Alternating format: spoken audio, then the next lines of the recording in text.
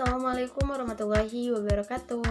Hai, perkenalkan nama saya Nurul Islamiyanti dari Universitas Garut, Fakultas Pendidikan Islam dan Keguruan, NPM 240621119029, Prodi PAI kelas B. Dalam pertemuan kali ini kita masih diberi kesempatan untuk dapat bertemu kembali. Gimana kabarnya, pada sehat anak-anak? Alhamdulillah. Mudah-mudahan kita selalu diberikan kesehatan, kelancaran, dan juga keberkahan dalam menjalankan pembelajaran kali ini. Dalam pertemuan kali ini kita akan membahas tentang materi PAI kelas 12 bab 4 bersatu dalam keberagaman dan demokrasi. Selamat menyaksikan, mudah-mudahan bermanfaat ya.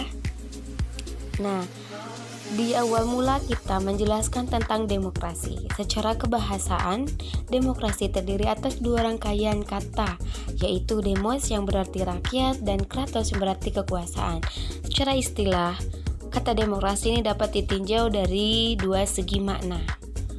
Pertama, demokrasi dipahami sebagai suatu konsep yang berkembang dalam kehidupan politik pemerintahan, yang di dalamnya terdapat penolakan terhadap adanya kekuasaan yang terkonsentrasi pada satu orang dan menghendaki peletakan kekuasaan di tangan orang yang banyak atau rakyat, baik secara langsung maupun dalam perwakilan. Yang kedua, demokrasi dimaknai sebagai suatu konsep yang menghargai hak-hak kemampuan individu dalam kehidupan bermasyarakat. Yang kedua, ada pengertian syura. Menurut bahasa dalam Kamus Mu'jam Maqayis Al-Lughah, syura memiliki dua pengertian, yaitu menampakkan dan memaparkan sesuatu atau mengambil sesuatu. Beberapa ulama terdahulu pun telah memberikan definisi syura, yaitu sebagai berikut.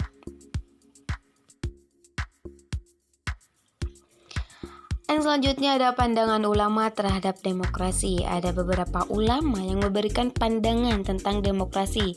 Di antaranya ada menurut Muhammad Iqbal, yang dimana dapat disimpulkan bahwasannya demokrasi adalah model demokrasinya bertauhid sebagai landasan asasi, kepatuhan pada hukum, toleransi sesama agama, tidak dibatasi wilayah, ras, dan warna kulit. Yang selanjutnya ada menurut Muhammad Imarah. Menurut Imarah, Islam tidak menerima demokrasi secara mutlak dan juga tidak menolaknya secara mutlak, karena dalam demokrasi kekuasaan berada di tangan rakyat, sedangkan dalam syura kekuasaan tersebut milik Allah Subhanahu wa taala. Inilah batas yang membedakan antara sistem syariah Islam dan demokrasi barat. Di dalam Al-Quran terdapat ayat-ayat yang berisi pesan-pesan mulia tentang bersikap demokratis, tentang musyawarah dan toleransi dalam perbedaan, yaitu ada Quran Surat Al-Imran ayat 159, Quran Surat Al-Isra ayat 70, Quran Surat Al-Baqarah ayat 30, dan Quran Surat Al-Hujurat ayat 13. Lalu bagaimana sih menerapkan perilaku mulia dalam berdemokrasi? Yang pertama, menghargai pendapat orang lain.